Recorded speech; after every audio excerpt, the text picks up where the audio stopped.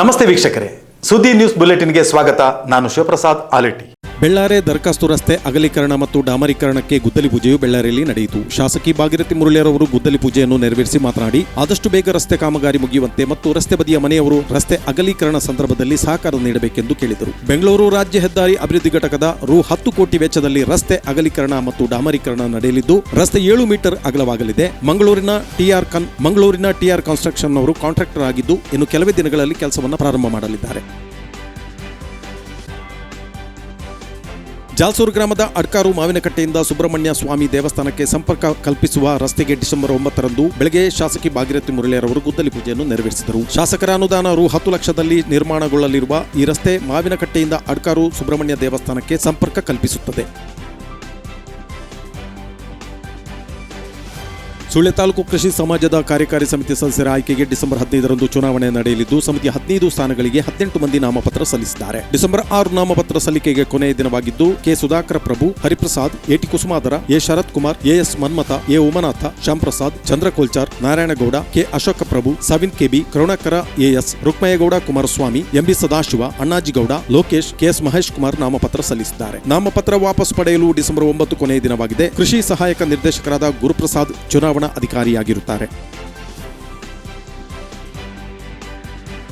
ಕುಕ್ಕೆ ಶ್ರೀ ಸುಬ್ರಹ್ಮಣ್ಯ ದೇವಸ್ಥಾನದಲ್ಲಿ ನಡೆಯುವ ಸಂದರ್ಭದ ಕುಮಾರಧಾರ ನದಿಯಲ್ಲಿ ಅಮೃತೋತ್ಸವದ ನೆಪದಲ್ಲಿ ನಡೆಯುತ್ತಿದ್ದ ಮರಳುಗಾರಿಕೆ, ಹೂಳು ತೆಗೆಯುವಿಕೆಯನ್ನು ಖಾಸಗಿಯವರಿಗೆ ನೀಡದೆ ಲೋಕೋಪಯೋಗಿ ಇಲಾಖೆಗೆ ವಹಿಸಿದ ಸಹಾಯಕ ಆಯುಕ್ತ ಜುಬಿನ್ ಮೊಹಪಾತ್ರ ಕಾರ್ಯ ಮೆಚ್ಚುಗೆಗೆ ವ್ಯಕ್ತವಾಗಿದೆ. ಪ್ರತಿ ವರ್ಷ ನಡೆಯುವ ಸುಬ್ರಹ್ಮಣ್ಯ ಷಷ್ಠಿ ಮಹೋತ್ಸವದ ಮರುದಿನ ಕುಮಾರಧಾರ ನದಿಯಲ್ಲಿ ದೇವರ ಅಮೃತೋತ್ಸವ ಹಾಗೂ ನೌಕಾವ್ಯವಹಾರ ನಡೆಯುವ ಕಾರಣ ಜಲಕದ ಗುಂಡಿಯ ಮರಳು ಮತ್ತು ಹೂಳನ್ನು ತೆರವುಗೊಳಿಸಬೇಕಾಗುತ್ತದೆ. ಈ ಅನಿವಾರ್ಯತೆಯನ್ನು ದುರುಪಯೋಗಪಡಿಸಿಕೊಂಡು ಈ ಹಿಂದಿನ ವರ್ಷಗಳಲ್ಲಿ ಅಕ್ರಮ ಮರಳುಗಾರಿಕೆಯ ಆರೋಪ ಕೇಳಿಬರುತ್ತಿತ್ತು. ಲಕ್ಷಾಂತರ ರೂಪಾಯಿ ಮೌಲ್ಯದ ಮರಳನ್ನು ಕಳಸಾಗಾಟ ಮಾಡುವ ಆರೋಪ ವ್ಯಕ್ತವಾಗಿತ್ತು. ಉಚಿತವಾಗಿ ದೊರೆತಿದ್ದ ಮರಳನ್ನು ಸಾರ್ವಜನಿಕರಿಗೆ ದುಬಾರಿ ದರದಲ್ಲಿ ಮಾರಾಟ ಮಾಡುತ್ತಿದ್ದರಿಂದ ಸಾರ್ವಜನಿಕರಲ್ಲಿ ಈ ಬಗ್ಗೆ ಆಕ್ರೋಶ ವ್ಯಕ್ತವಾಗಿತ್ತು. ಆದರೆ ಈ ವರ್ಷ ಈ ದಂಧೆಗೆ ಸಂಪೂರ್ಣವಾಗಿ ಕಡಿವಾಣ ಬಿದ್ದಿದೆ. ಮರಳು ದಂಧೆಯನ್ನು ಮಟ್ಟಹಾಕಿದ ದೇವಸ್ಥಾನದ ಯುವ ಆಡಳಿತಾಧಿಕಾರಿ ಜುಬಿನ್ ಮೊಹಪಾತ್ರ ಹಾಗೂ ಇಂಜಿನಿಯರ್ ಪ್ರಮೋದ್ ಮತ್ತು ಅಧಿಕಾರಿಗಳ ಕಾರ್ಯಕ್ಕೆ ಶ್ಲಾಘನೆ ವ್ಯಕ್ತವಾಗಿದೆ. ಸುಳ್ಯ ತಾಲೂಕು ಕಾನೂನು ಸೇವೆಗಳ ಸಮಿತಿ, ಶಿಕ್ಷಣ ಸಂಪನ್ಮೂಲ ಕೇಂದ್ರ, ದಕ್ಷಿಣ ಕನ್ನಡ ಜಿಲ್ಲಾ ಒಕ್ಕೂಟ, ಮಕ್ಕಳ ಮಾಸೋತ್ಸವ ಸಮಿತಿ ಜಿಲ್ಲೆ, ದಕ್ಷಿಣ ಕನ್ನಡ ಜಿಲ್ಲೆ, ಶಾಂತಿನಗರ ಸರ್ಕಾರಿ ಉನ್ನತಿ ಹಿರಿಯ ಪ್ರಾಥಮಿಕ ಶಾಲೆ ಇದರ ನೇತೃತ್ವದಲ್ಲಿ ಶಿಕ್ಷಣದ ಮಹತ್ವದ ಬಗ್ಗೆ ಕಾನೂನು ಅರಿವು ಮತ್ತು ಮಕ್ಕಳ ಮಾಸೋತ್ಸವ 2024 ಹಾಗೂ ಸಾಧಕರಿಗೆ ಸನ್ಮಾನ ಕಾರ್ಯಕ್ರಮ ಶಾಂತಿನಗರ ಶಾಲಾ ಸಭಾಂಗಣದಲ್ಲಿ ನಡೆಯಿತು. ಸುಳ್ಯ ತಾಲೂಕು ಕಾನೂನು ಸೇವೆಗಳ ಸಮಿತಿ ಅಧ್ಯಕ್ಷ ಹಿರಿಯ ಸಿವಿಲ್ ನ್ಯಾಯಾಧೀಶರು ಬಿ. ಮೋಹನ್ ಬಾಬುರವರು ಉದ್ಘಾಟಿಸಿದರು. ಶಾಲಾ ಎಸ್ಡಿಎಂಸಿ ಅಧ್ಯಕ್ಷ ಮಹಮ್ಮದ್ ನಜೀರ್ ಕಾರ್ಯಕ್ರಮದ ಅಧ್ಯಕ್ಷತೆಯನ್ನು ವಹಿಸಿದರು. ಕಾನೂನು ಅರಿವು ಕಾರ್ಯಕ್ರಮದ ಸಂಪನ್ಮೂಲ ವ್ಯಕ್ತಿಯಾಗಿ ನ್ಯಾಯವಾದಿ ಶ್ರೀಮತಿ ಪ್ರತಿಭಾ ಜ್ಯೋತಿ ಭಾಗವಹಿಸಿ ಮಾತನಾಡಿದರು. ವೇದಿಕೆಯಲ್ಲಿ ಸುಳ್ಯ ವಕೀಲರ ಸಂಘದ ಅಧ್ಯಕ್ಷ ಸುಕುಮಾರ್ ಕೋರ್ತುಗುಳಿ, ವೃತ್ತ ನಿರೀಕ್ಷಕರಾದ ತಿಮ್ಮಪ್ಪ ನಾಯ್ಕ್, ಶಿಕ್ಷಣ ಸಂಪನ್ಮೂಲ ಕೇಂದ್ರದ ಅಧ್ಯಕ್ಷ ಶಂಕರ್ ಪೆರಾಜೆ ಉಪಸ್ಥಿತರಿದ್ದರು.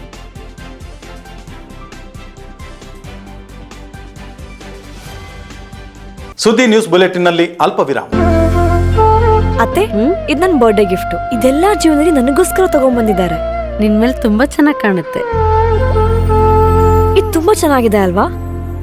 ತುಂಬಾ ಚೆನ್ನಾಗಿದೆ.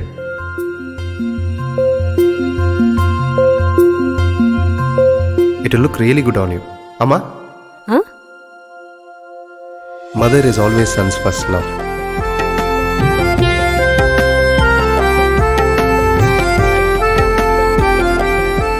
ಪ್ರತಿ ಪೀಳಿಗೆಯ ಪ್ರೀತಿಯ ಮಳಿಗೆ GL ಆಚಾರ್ಯ ಜ್ಯುವೆಲರ್ಸ್.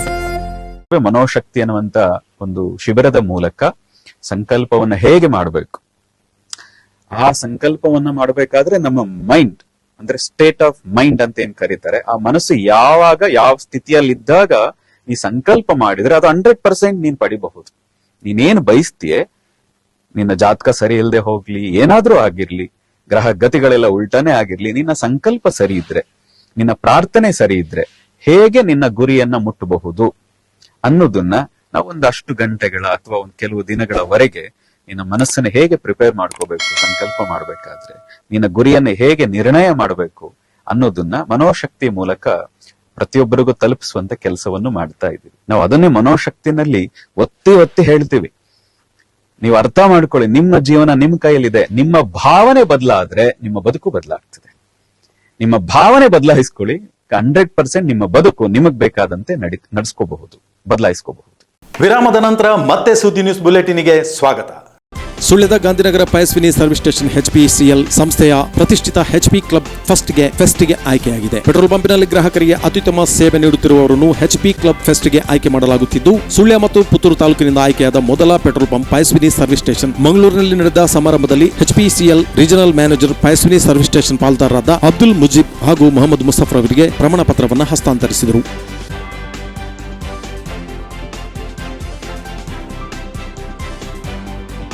ಚಾಲಕನ ನಿಯಂತ್ರಣ ತಪ್ಪಿದ ಕಾರೊಂದು ರಸ್ತೆ ಬದಿಯ ಮಣ್ಣಿನ ದಿಬ್ಬಕ್ಕೆ ಡಿಕ್ಕಿ ಹೊಡೆದು ಪಲ್ಟಿಯಾದ ಪರಿಣಾಮವಾಗಿ ಚಾಲಕ ಸೇರಿದಂತೆ ಇಬ್ಬರು ಗಾಯಗೊಂಡ ಘಟನೆ ಕೊಡಗು ಸಂಪಾಜಿ ಗ್ರಾಮದ ಕೊಯನಾಡಿನಲ್ಲಿ ಸಂಭವಿಸಿದೆ. ಮಡಿಕೇರಿ ಮೂಲದ ಇಬ್ಬರು ಪ್ರಯಾಣಿಸುತ್ತಿದ್ದ ವ್ಯಾಗನರ್ ಕಾರು ಕೊಯನಾಡಿಗೆ ತಲುಪುತ್ತಿದ್ದಂತೆ ಚಾಲಕನ ನಿಯಂತ್ರಣ ತಪ್ಪಿ ರಸ್ತೆಯಿಂದ ಚರಂಡಿಗಿಳಿಯಿತು. ರಸ್ತೆ ಬದಿಯ ಮಣ್ಣಿನ ದಿಬ್ಬಕ್ಕೆ ಡಿಕ್ಕಿ ಹೊಡೆದು ಪಲ್ಟಿಯಾಗಿದೆ. ಪರಿಣಾಮವಾಗಿ ಚಾಲಕ ಹಾಗೂ ಮುಂಭಾಗದಲ್ಲಿ ಕುಳಿತಿದ್ದ ವ್ಯಕ್ತಿಗೆ ಗಾಯವಾಗಿದ್ದು, ಅವರನ್ನು ಸ್ಥಳೀಯರ ಸಹಕಾರದಿಂದ ಸುಳ್ಯ ಆಸ್ಪತ್ರೆಗೆ ಕರೆತಂದು ಚಿಕಿತ್ಸೆ ಕೊಡಿಸಿದರೆಂದು ತಿಳಿದುಬಂದಿದೆ.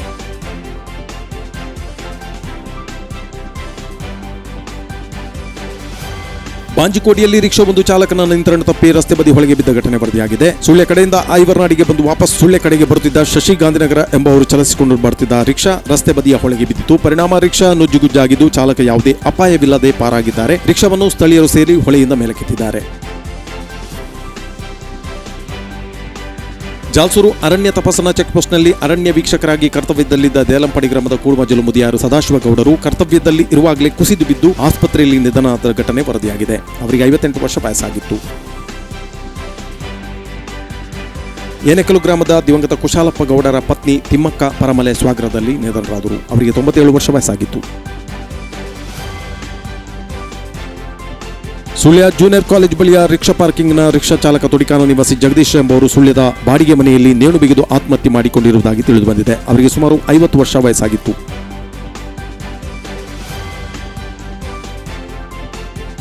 ಕಳಂಜ ಗ್ರಾಮದ ದಿವಂಗತ ಜನಾರ್ದನ ಗೌಡ ಎಂಬರ ಪುತ್ರ ಗಿರೀಶ್ ಕಳಂಜ ಅಲ್ಪಾವಧಿಯ ಅಸೌಖ್ಯದಿಂದ ಮಂಗಳೂರಿನ ವೆನ್ಲಾಕ್ ಆಸ್ಪತ್ರೆಯಲ್ಲಿ ನಿಧನರಾಗಿದ್ದಾರೆ. ಅವರಿಗೆ 39 ವರ್ಷ ವಯಸ್ಸಾಗಿತ್ತು. ಐವರ್ನಾಡು ಗ್ರಾಮದ ನುಡುಬೆ ಗಿಲ್ನರ್ಟ್ ಗೋನ್ಸಾಲಿಸ್ ರಾತ್ರಿ ನಿಧನರಾಗಿದ್ದಾರೆ. ಅವರಿಗೆ 64 ವರ್ಷ ಪ್ರಾಯವಾಗಿತ್ತು. ಇದು ಇವತ್ತಿನ ವಿಶೇಷ ನ್ಯೂಸ್ ವರದಿಗಳು. ನಿರಂತರ ಅಪ್ಡೇಟ್ಗಳಿಗಾಗಿ ನೋಡ್ತಾ ಇರಿ ಸುದ್ದಿ ವೆಬ್ಸೈಟ್. ನಮಸ್ಕಾರ.